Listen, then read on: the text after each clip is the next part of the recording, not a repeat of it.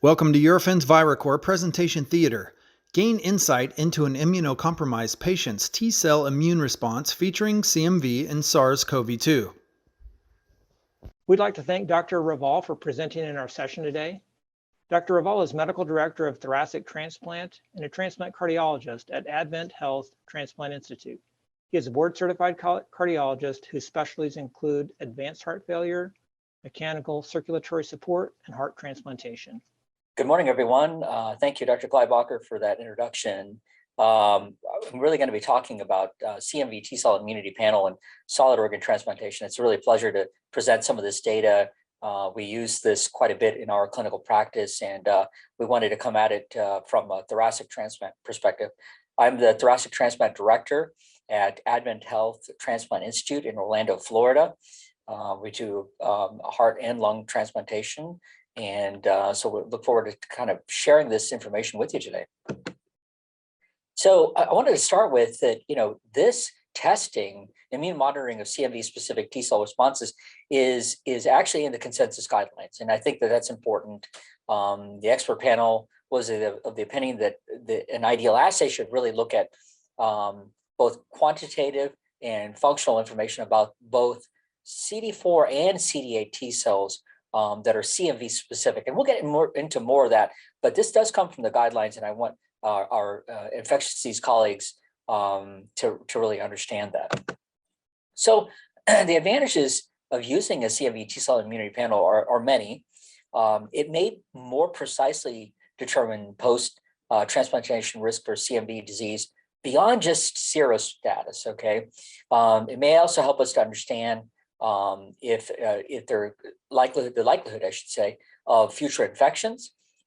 It helps us to personalize prophylaxis and antiviral therapy, also potentially avoid toxicity and even potentially resistance as well. If we don't need to use it, we shouldn't, to prevent that. And also, again, kind of the CD4, CD8 business where we're looking at those independently to avoid false positives. Again, we'll kind of see this CD4 versus CD8 response and how that goes through the entire presentation. So first, I don't want to spend too much time on this, but I kind of want to give this audience an idea of how this works, right? So we collect whole blood from the patient. We stimulate the lymphocytes with SEB, the CMV antigens as well. Of course, there's an unstimulated, control. We incubate this at body temperature.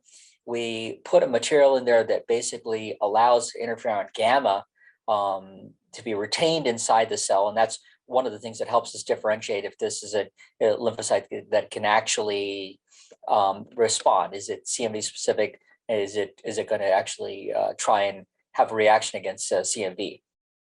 We look at that, and we obviously analyze it by something called flow cytometry. So in this way, we look at this. Again, we're looking at both CD4 and CD8. So we look at those markers for T cells, and then also the interferon gamma, who's activated here.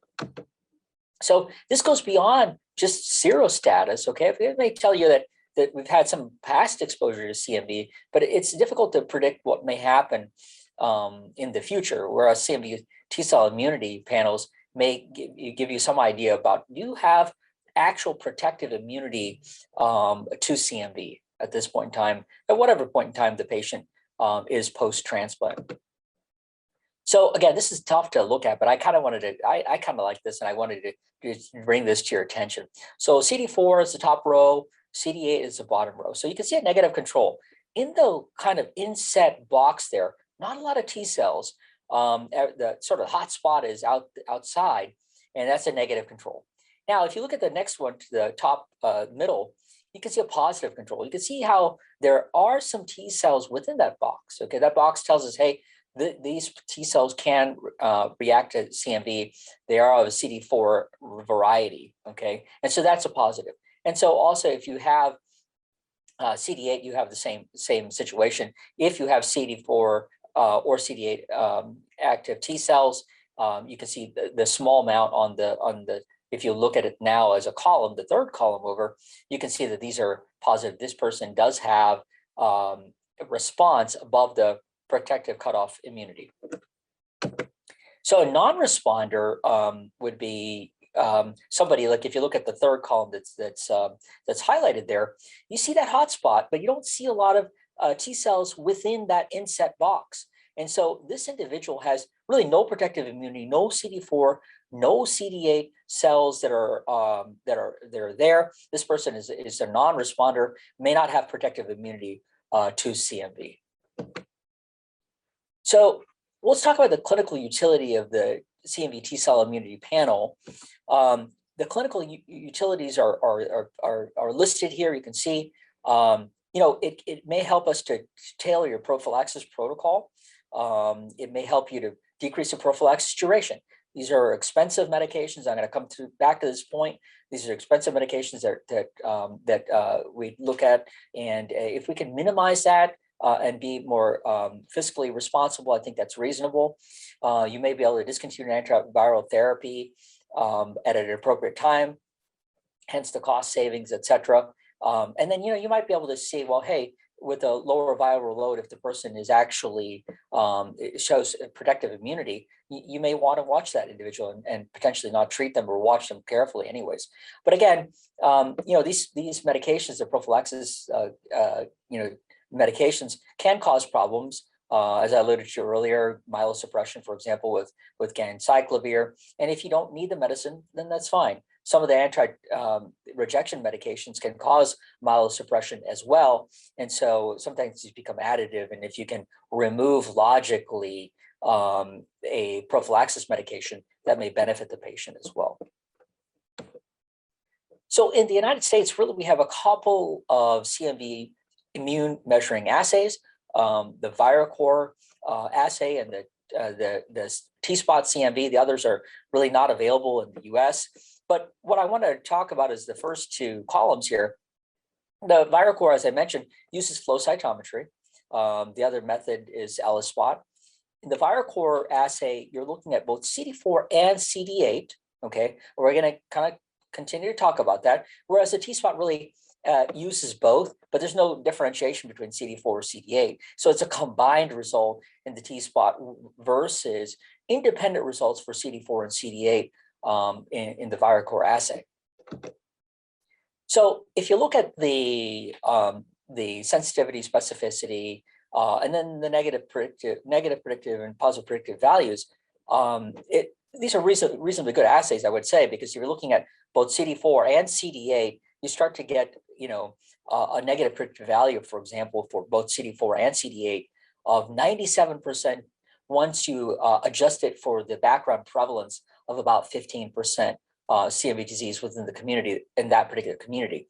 So this is a powerful assay, works really, really well. And one of the things I think that differentiates ViraCore from the T-Spot would be, again, this kind of dual CD4, CD8 look that we get. So let's talk about different studies in solid organ transplantation.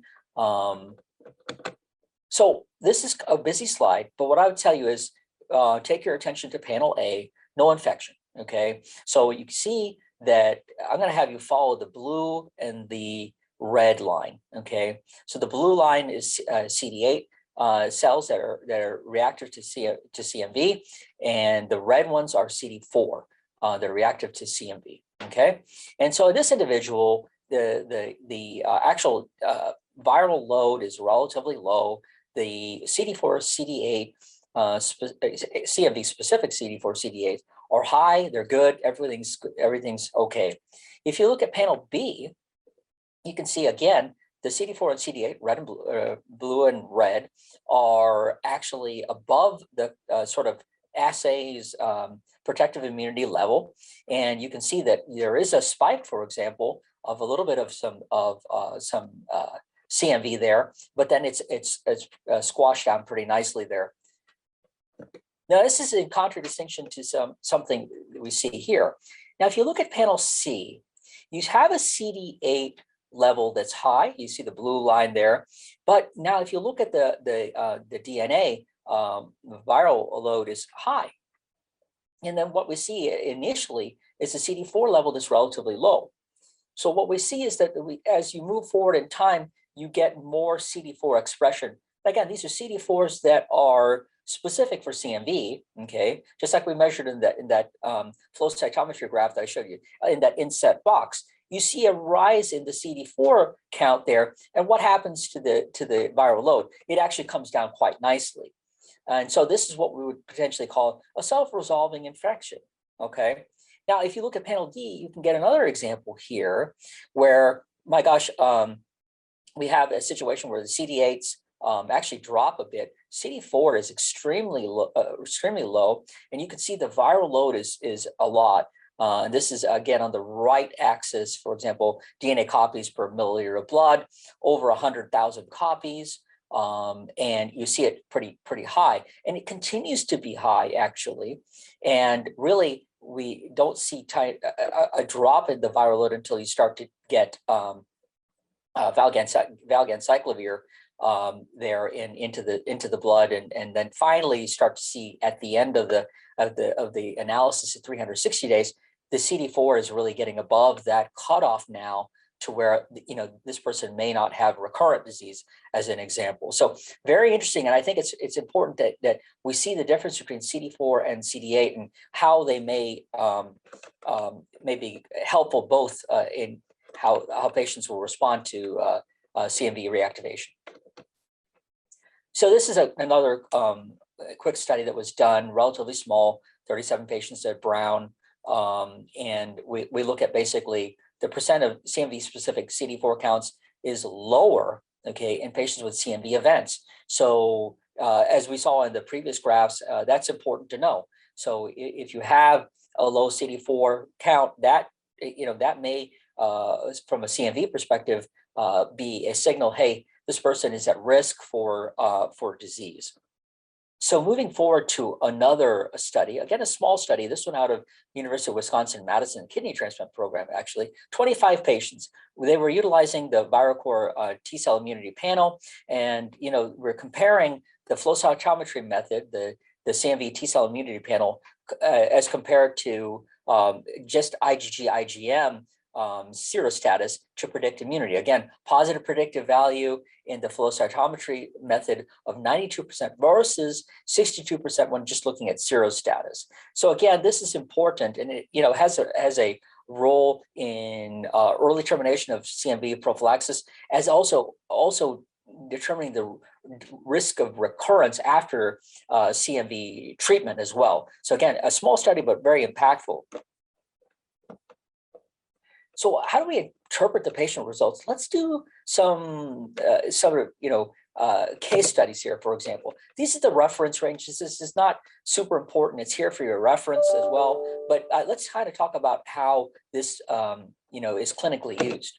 So in case one here, we see CD4 and CD8 levels, again, CMV specific, results above the reference range. You can see the green inset box on the left panel. But if you look at the 2x2 table here on the right, draw your attention to this. We have a high CD4 and a high CD8 level, again, CMV specific. And so this confers a lower risk of disease. And again, continued testing for TMV immunity may not be required at this point. And also the risk of reactivations lower, or recurrent disease may be lower. So that's case one. Moving to case two, again, sort of the exact opposite, if you will. We have CD4 and CD8 that are relatively low, both. Okay, and so this may indicate lack of CMV specific immunity from a T cells perspective here, and so the risk of CMV disease remains elevated. So if you find this, even today, I saw somebody like this in my clinic this earlier this morning. I elected to leave the valganciclovir going, and we're going to retest the patient in roughly a month, and that's exactly what I particularly do. So now what you see is the others, if you will. Here's a situation where you have CD8 expressed well, again, T cell, CD8 T cell specific for CMV. Okay, it's good. CD4 is relatively low. This is sort of an intermediate risk. This is perhaps not the worst case scenario. In this case, clinically, what we do is we'll retest. and see if the CD4 will bounce up. A lot of times in the heart transplantation, situation, early on, we're trying to reduce immunosuppression, prednisone, et cetera.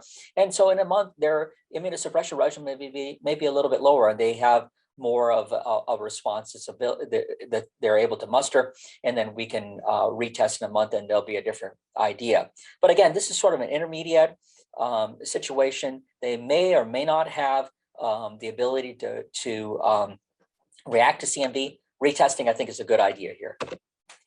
Case 4, again, you have kind of the opposite, where you have a low CD8 level, and CD4 is above the cutoff. Again, recheck in about a month. Again, in the organ transplantation, especially early on, we are a lot of times very immunosuppressed early on, and then we're ratcheting down on a regular basis the immunosuppression, whether that's prednisone or mycophenolate, even tacrolimus levels, and they may be able to have a better CMV response. And this test may be substantively different in 3 to 4 weeks.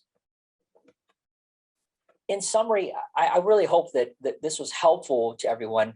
I hope it helps us both as infectious disease specialists and organ transplantation specialists to more precisely determine post-transplantation risk for CMV beyond just serostatus. I think I think we can get beyond this now. I think we have better tools in our armamentarium. It really is helpful, I think, to assess protective immunity to predict future infections. That's definitely something that we see in our clinical practice on the heart transplant side. It's nice to be able to personalize prophylaxis. You might cut things off earlier. You may keep it going on an individual basis rather than an arbitrary cutoff of 6 months, 3 months, 1 year, whatever your local center's routine is. Again, it's going beyond that. We also want to potentially avoid toxicity with some of these medications, myelosuppression and other things from prophylaxis.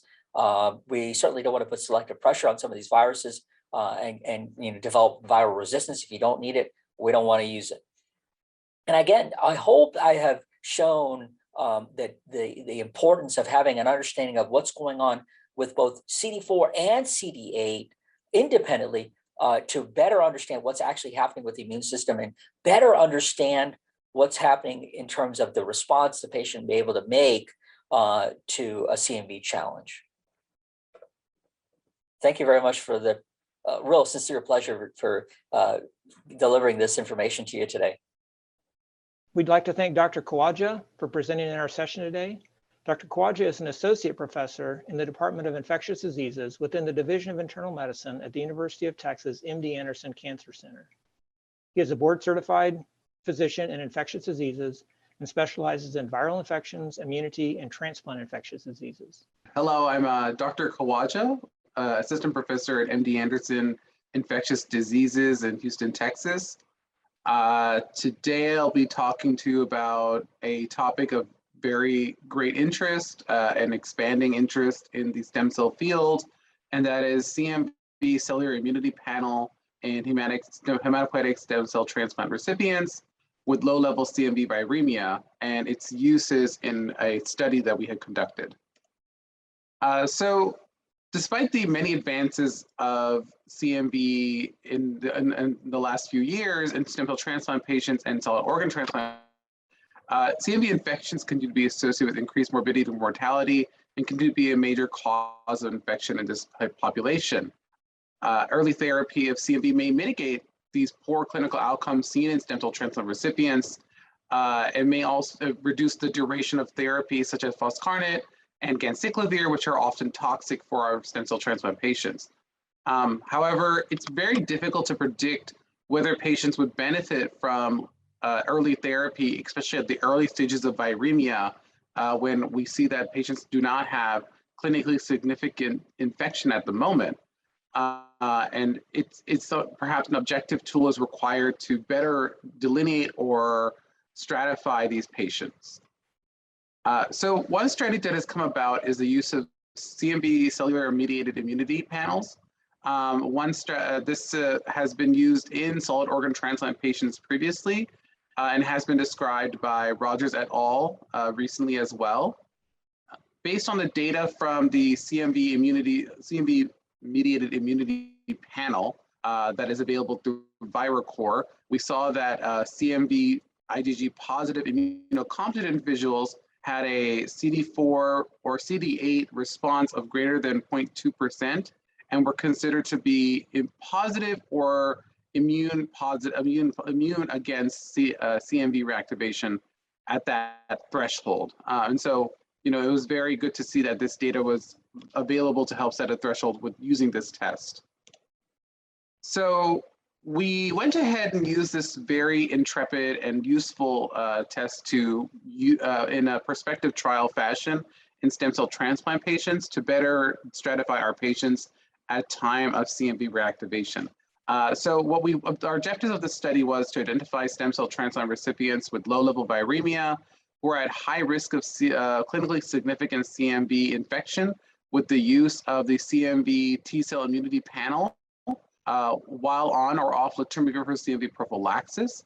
And for those of you who don't know, the clinically significant CMV infection is defined as patients who have CMV viremia or organ disease necessitating the use of antiviral therapy for treatment instead of those patients who have asymptomatic viremia not requiring treatment.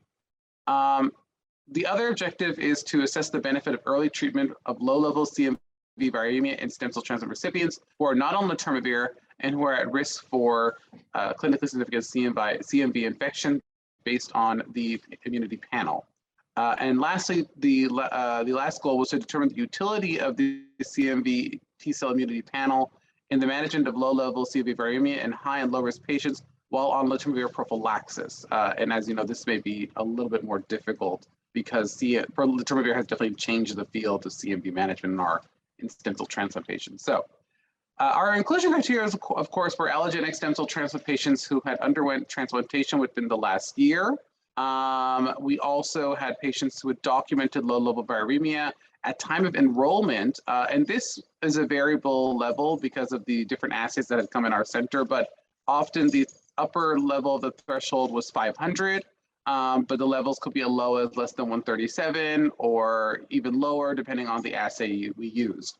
And they had to be at least 4 weeks post stem cell transplantation as well. And patients had to be 18 years of older. And the reason why we chose patients who had to be 4 weeks after stem cell transplantation is because the assay required a larger number of lymphocytes available to be able to measure the T cell immunity. So we had to push beyond a 4-week threshold in those cases. So we didn't use it for patients who were undergoing engraftment or in the early engraftment phase.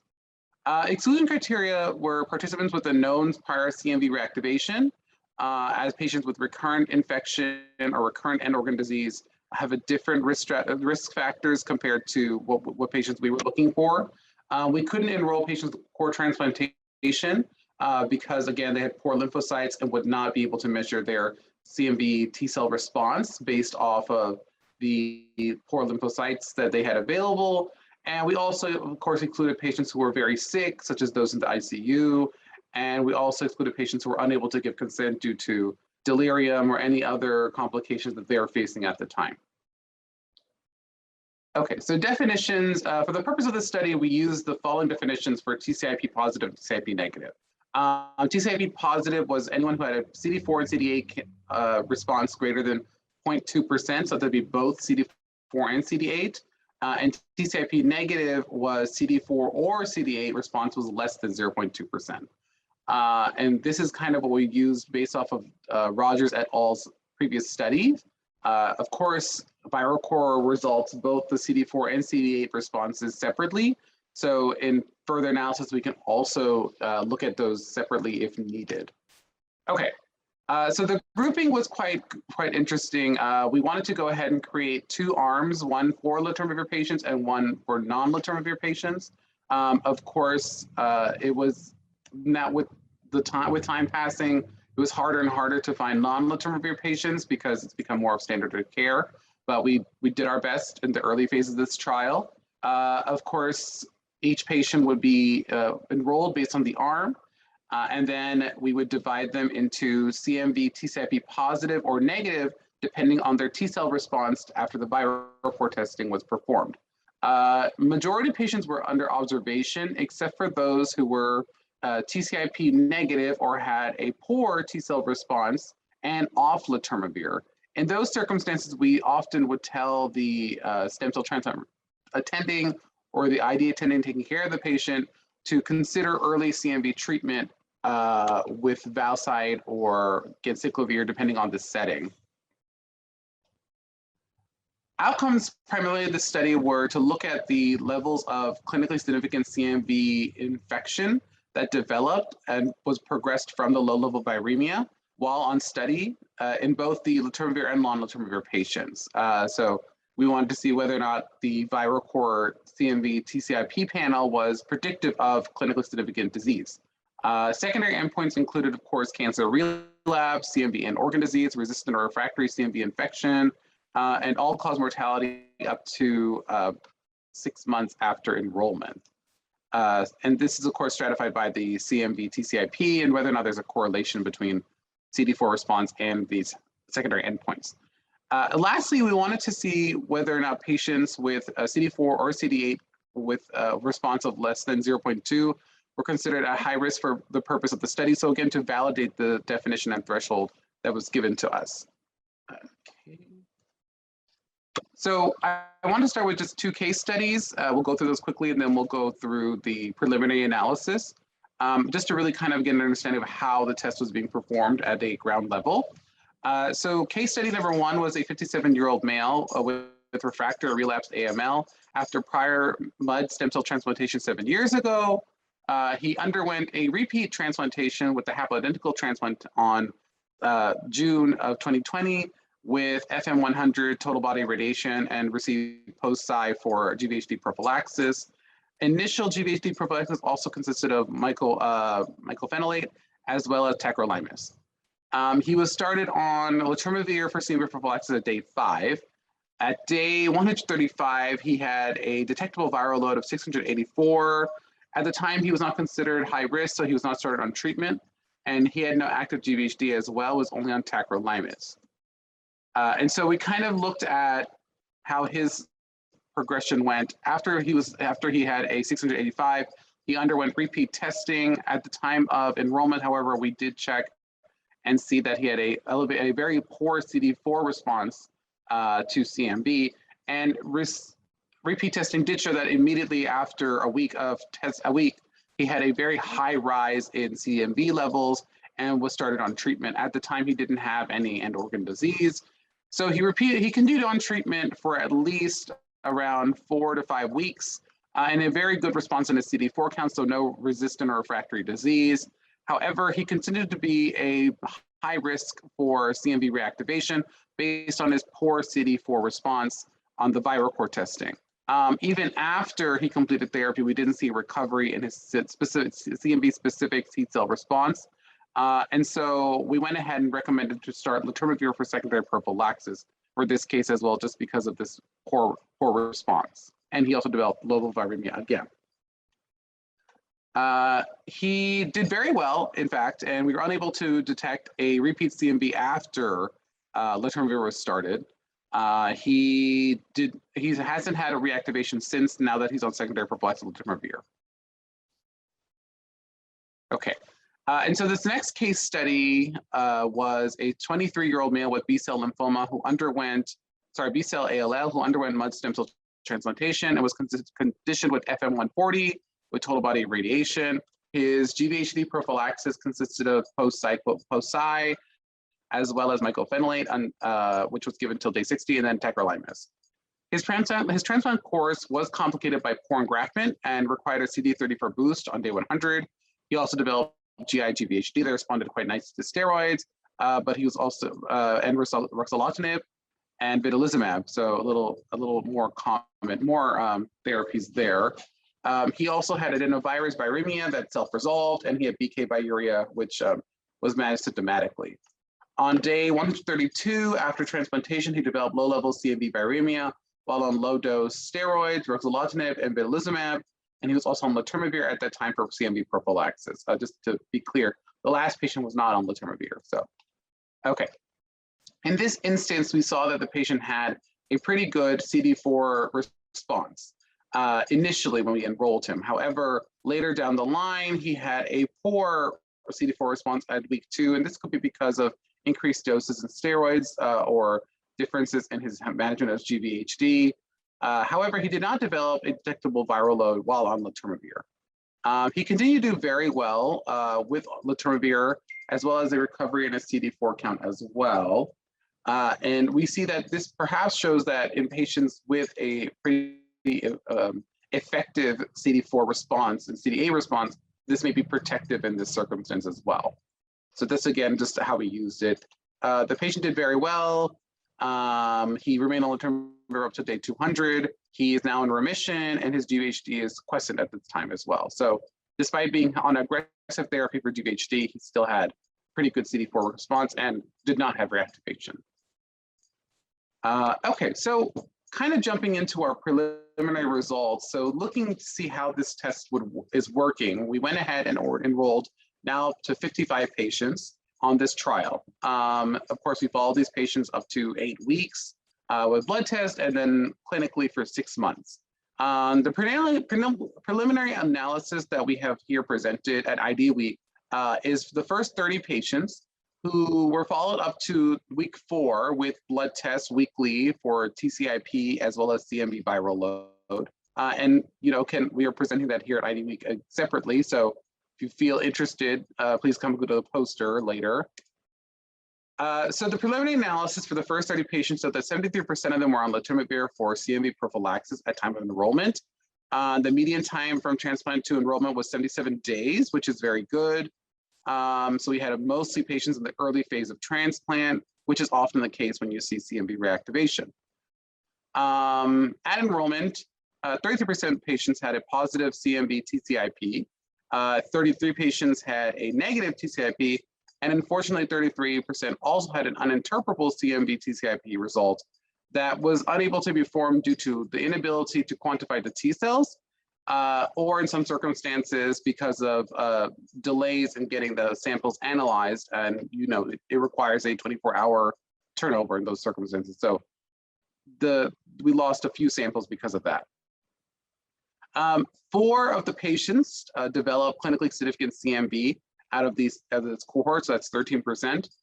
3 of these patients had a negative TCIP panel, and 1 had an uninterpretable CMV TCIP result. So majority of them did have a negative or a poor T cell response, which could have been the reason why they developed clinically significant CMV infection.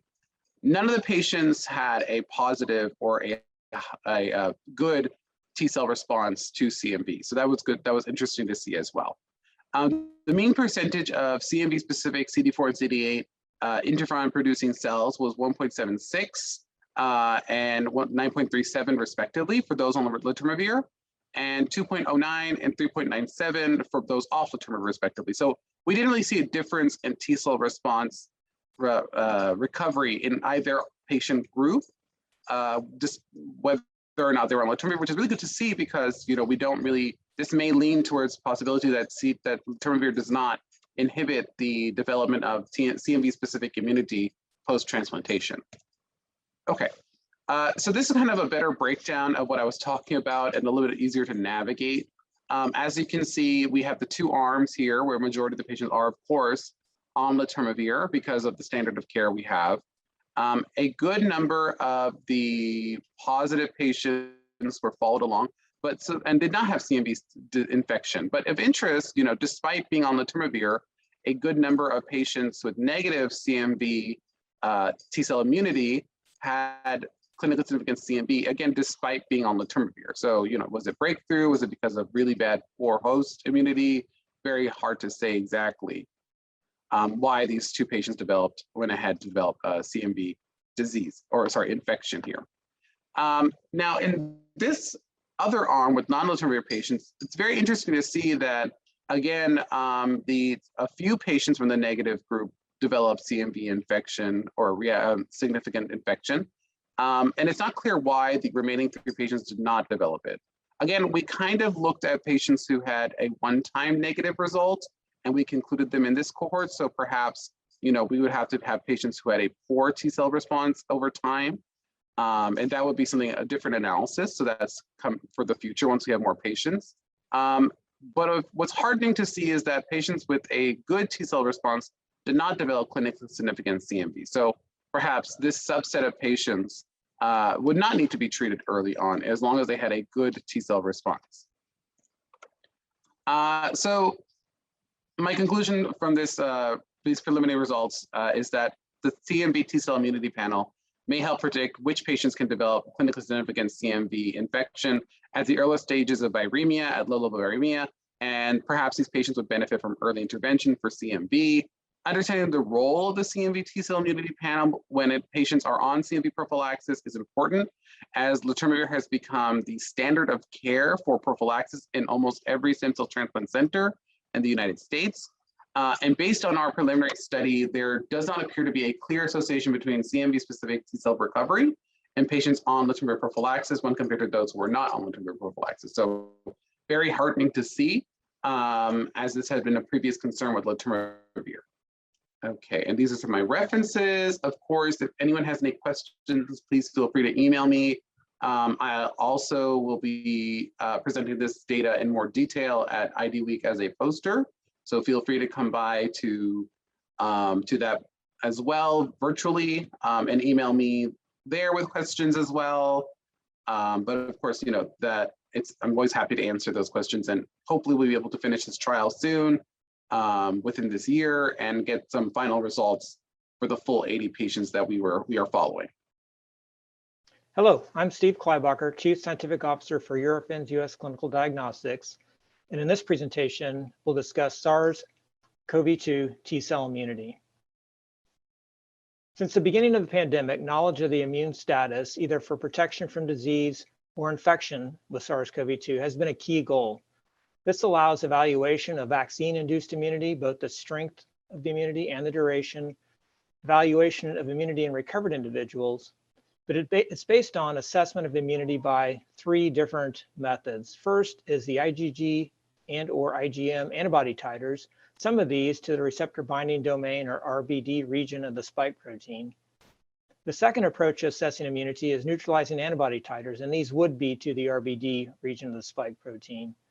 And then the third approach is antigen-specific B and T cell immunity. However, assessment of immunity has numerous challenges. Most importantly include the poor standardization of methods and the lack of correlation with protective immunity. Although there is a recent WHO International Standard and Reference Panel for antibodies, which will certainly help with the standardization of this testing. There have been quite a few publications come out since the beginning of the pandemic investigating the immunity. I'll just discuss one with you in which the SARS-CoV-2 CD4 and CD8 T cell responses were compared to RBD IgG titers. What you can see from these 2 figures, A and B in this panel, show that there is not a good correlation between either the CD4 or the CD8 T cell values expressed as a percentage relative to the IgG titers. Additionally, there's not a good correlation between the CD8 and the CD4 T cell values, again, expressed as a percentage. So what this shows us is that, again, there's a lack of known correlates of immunity at this point, and so further research is needed. In order to provide a standardized method to determine the SARS T cell immunity, VAD developed a whole blood assay that stimulates the whole blood aliquots with 4 different conditions. The first is DMSO, and this is the negative control. The second are overlapping peptides representing the spike protein, specifically S1 and S2 regions. The third are nucleocapsid protein overlapping peptides. And the fourth is a positive control, staph enterotoxin B, which is a strong T cell mitogen. These 4 conditions are incubated overnight, and then antibody staining is processed for flow cytometry. So we stain with antibodies for CD3, a general T cell marker, CD4 and CD8 T cell populations, CD69 is a marker of T cell activation, and then interferon gamma, TNF alpha, and IL-2, and then perform flow cytometry with standard gating procedures. As you can see in the lower right corner, the activation of CD4 T cells is indicated by the CD69 staining, and in this figure also with interferon gamma. So the double positive, CD69 and interferon gamma, are what we report for this particular cytokine. Since we do stain for 3 different intracellular cytokines, interferon gamma, TNF alpha, interleukin 2, and we also detect polyfunctional responses, which could be combinations of interferon gamma, TNF alpha, interferon gamma, interleukin 2, TNF alpha, or all 3 cytokines, which represent polyfunctional responses. We end up with quite a few results for the SARS T Cell Immunity panel. You can see a total of 28 results between the spike protein and the nucleocapsid, and then the CD4 and the CD8 T cell responses. These can be expressed either as the % positive cells, as we saw in the publication a moment ago, or what we've chosen to do for the final resulting in our assay is report a stimulation index, in which the % for the individual cytokine or the polyfunctional cytokines is divided by the negative control or the background. Again, this was the DMSO condition in the slide before this. So the sample report for this assay is fairly complicated. It shows each of the antigens, the spike of the nucleocapsid, each of the 2 types of T cells, CD4 or CD8, and then a single or a polyfunctional cytokine response. Importantly, we have provided a summary at the bottom of the report.